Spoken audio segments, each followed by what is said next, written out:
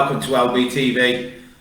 So yesterday was a magnificent win, as in terms of the result. I wouldn't say the performance was magnificent, and I think that the substitutions certainly made us a lot, I wouldn't say weaker, but a lot more there's a lot less coherent, a lot less together as a team. So I was very surprised when Darwin Núñez was taken off, because he was on fire, not only scoring the goal that won us the game, but also the volley at the post. He was having so many chances. I mean, I wouldn't have ruled out him getting two, maybe even a hat-trick in the game against West Ham, and we were very lucky towards the end. If it wasn't for James Milner stopping a certain tap-in, then we would have drawn this game. So I think Jurgen Klopp will probably admit that he took a lot of risks with changing so many players, which I don't think was necessary, but I understand why. I do understand why, because if you think about it, Jurgen's obviously got a crippled injury list, and he's thinking, if we lose Darwin Núñez now before the World Cup, then who we really got left? I mean, obviously Luis Diaz is out, Diego Jota is out. So if you look at it like that, you can kind of understand why Klopp, basically made the changes that he did. But yeah, we rode our luck. We were a bit lucky, but having said that, we definitely deserved to win the match. I think overall, especially if you think of the chances we had in the first half. Salah was off it a bit. Thought his shooting was all over the place. He had a few chances to bury the game. Thought Bobby was good in touches and moments. Gomez had a few shaky moments. The penalties, they didn't need to dive in like that. That could have cost us.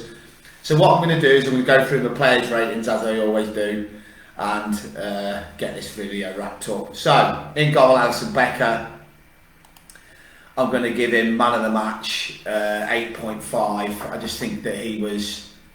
in fact, I'm not going to give him man of the match. I'm going to give that to Darwin Núñez, but we'll just start with Alisson. 8, I thought he did very well. It was a bit dodgy when he was receiving the ball. That's what swayed my decision for man of the match. He was a bit dodgy when receiving the ball to his feet. We had a few lucky moments. So I'm going to give Alisson an 8 for saving the penalty, of course, which inevitably won us the game.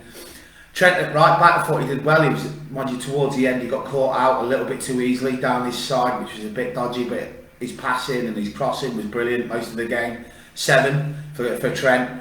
Gomez, 7. He wasn't as good as he was against Man City, but again, you can only say clean sheet again. 2 clean sheets for him at the back with Van Dijk.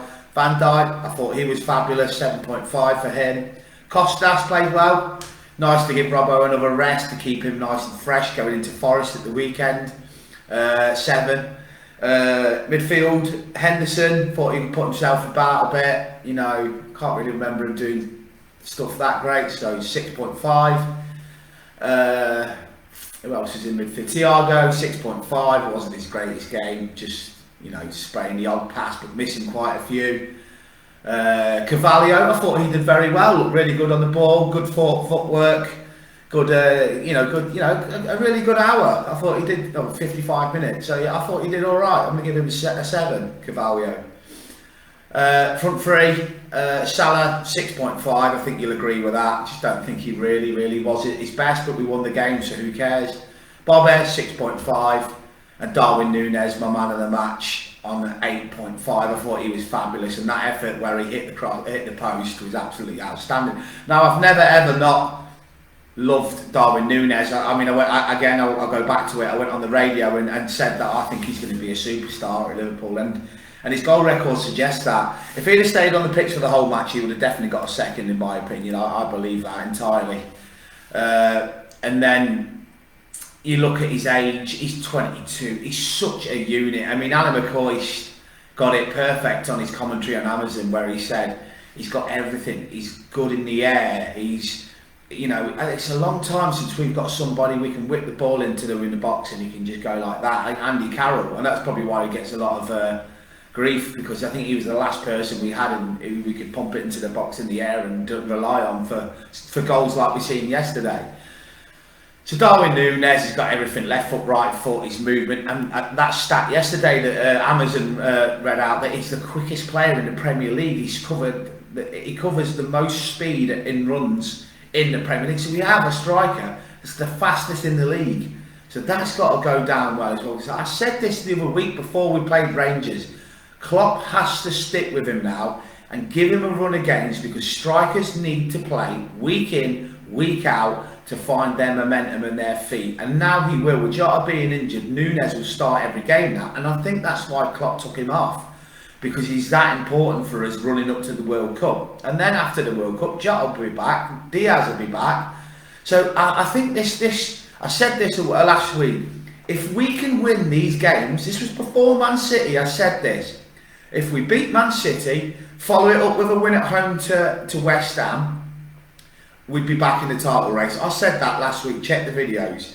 Then we have Forest away and Leeds at home. Two poor sides. I mean, Leeds at Ellen Road's different, but this is at Anfield. If we can get maximum points out of them 4 games, wait and see where we'll be in the league. Now, yesterday, I checked the league before Newcastle went 1-0 up against Everton, and we were 5th. We were 5th in the league.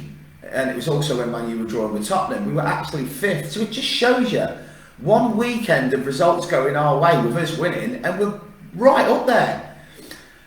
Tottenham got beat yesterday, so they dropped points. Chelsea dropped points away at Brentford, so they dropped 2 points. So we've gained 2 on Chelsea, we've gained 3 on Tottenham.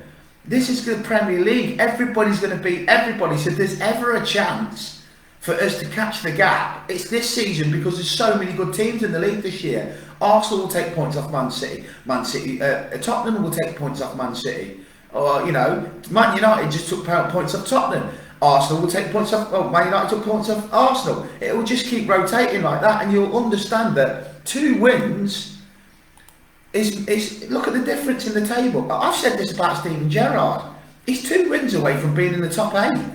So if Villa win tonight away at Fulham, and then they follow that up with a home win against Brentford at the weekend, look where Aston Villa will be in the league. They won't be in this precarious position where everybody wants Gerrard out. So get behind Stevie later. I'm going to watch that game, bless him. He really needs the support of us all. I've been even tweeting him as well, saying, look, we're all behind you at Liverpool, because we want you to do well, because when Klopp does go, I'd love nothing more than Steven Gerrard to come in.